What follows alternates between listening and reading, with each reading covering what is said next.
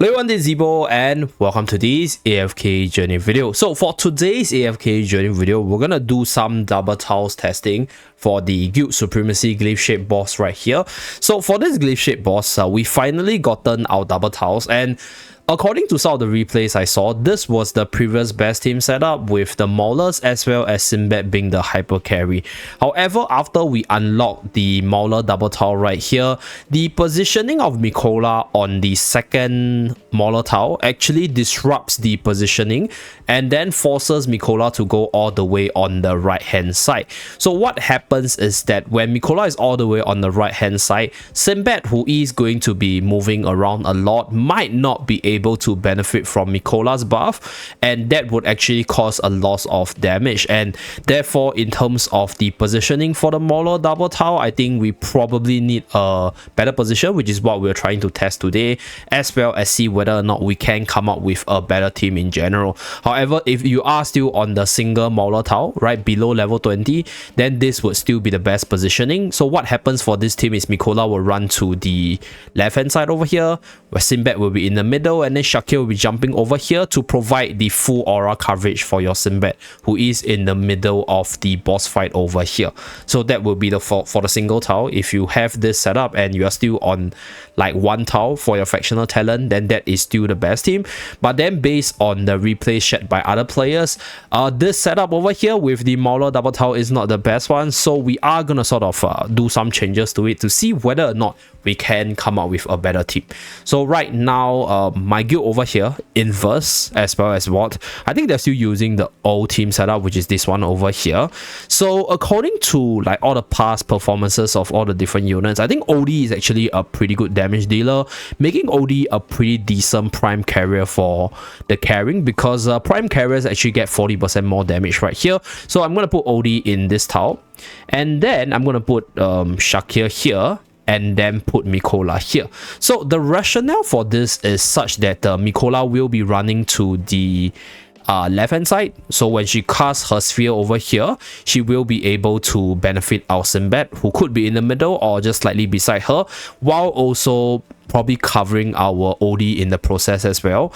And then we have Shakir over here, which would be jumping to the right hand side over here to provide the Lupine Aura from the right hand side. So Courageous Sphere as well as Lupine Aura covers for the damage boost for our Sinbad over here. And then because we are removing Kruger, we might lose a little bit of our physical damage output, but OD's damage is quite impressive.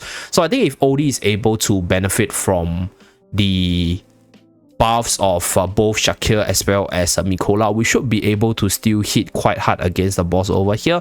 So we'll be using Frost Fall spell because this gives us quite a bit of haste as well as attack percentage, as well as the true damage blizzard ability right here. So let's see whether or not I need to modify the positions a little bit. So the boss has Tearing Claw, so this is the damage skill, so we don't have issues surviving. Furious Punishment, okay, stuns them. Pulls one furthest enemy nearer to deal damage. So I think either Mikola or... Okay, I'm going to put Mikola behind Sinbad over here. And then we put Shakir here, so Shakir will be put towards the boss. So without further ado, let's jump into battle and see the damage number for this fight. Okay, so Prime Carrier OD jumps forward. Okay, Lupine Aura jumps in. So we have Mikola right in the middle, which is actually amazing because this means that the buffs will be able to cover our carries. However, from the looks of it, it seems like Sinbad got squeezed towards the left-hand side of Mikola, which means that Sinbad might not be benefiting from the Lupine Aura, unfortunately. Yeah, so that's the RNG factor for Sinbad, unfortunately, because Sinbad weaves in and out of battle, and then his position is affected by the unit that is standing in the middle. So I think, right, if Mikola is positioned slightly to the back, we might be able to put her in the Sinbad current position for her to actually buff up Sinbad as well as OD, while having Sinbad being able to benefit from Shakir's aura as well as Mikola's aura right here. Okay. So unfortunately, the Sinbad's not getting the full benefits, and then we lose quite a bit of damage there. Okay.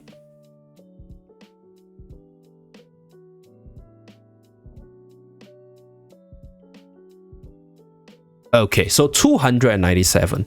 So I think we lost quite a bit of damage because we lost the physical debuff on the boss itself, and then we also didn't get the optimal positioning for Mikola as well as Shakir to fully benefit our Sinbad in general. So yeah, this is the distribution. Okay, so this is the damage distribution. Now on screen I'll share a few lineups shared by like multiple players, or like the different lineups shared within the Analytica site. So I'll be testing them in the next few days to see whether or not we can come up with a better damage comp.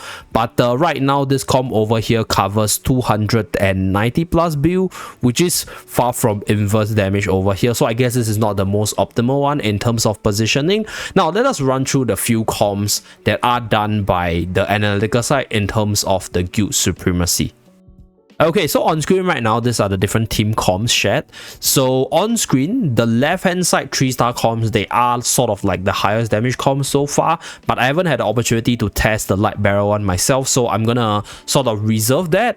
At least based on my observation, I think Cassidy as well as Sinbad, they hit really hard, and then being further buffed up by Sonya actually gives your Cassidy as well as Sinbad a lot of damage. So this light barrel comp below the Sinbad hypercarry is a 3-star comp, which I haven't tested yet, but if you guys have the light barrels built up and you want to give this a try, do give it a try. And then for the Sinbad hypercarry comp, this is the comp that my guildmate Inverse is using right here. So this is our current ranking, the damage members ranking over here. So I did 297, but I think that like the positioning of my units could be done a little bit better to actually give my Sinbad even like more damage, because from the looks of it, it seems like my Sinbad sort of lost quite a bit of buff from the Shakir side, so that's where we lost quite a fair bit of damage. And then for the 408 build part, it was with that very first comp on the top, the Sinbad hyper carry comp. So I think there might be some positional changes in terms of the Mikola position, such that Mikola's aura as well as Shakir's aura will be able to cover Sinbad for the maximum hyper carry buff itself. So for the artifact of choice, I think once you reach the level 21, Frost, the Blizzard artifact will probably be the strongest, because you will be able to proc the true damage more consistently with lesser ultimate cast. So right now we are at level 19, but we're reaching level 600 soon, so I think the Frost 4 artifact is the best in terms of the glitch shape performance. So there are other teams on the board right here, but I'll say that they are sort of like a downgrade. But I guess you can definitely use them if you don't have twins built up, right? If you don't have Sinbad built up, but you have OD built up, or if you just have the very standard free-to-play units like Sonya, Mikola, OD, and Shakir, but not Sinbad.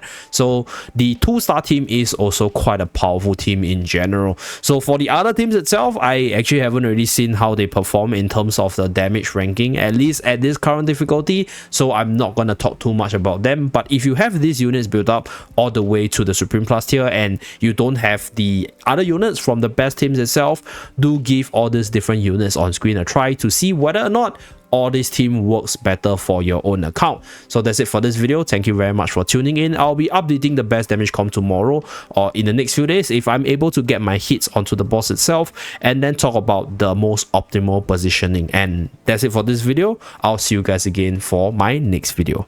Bye guys.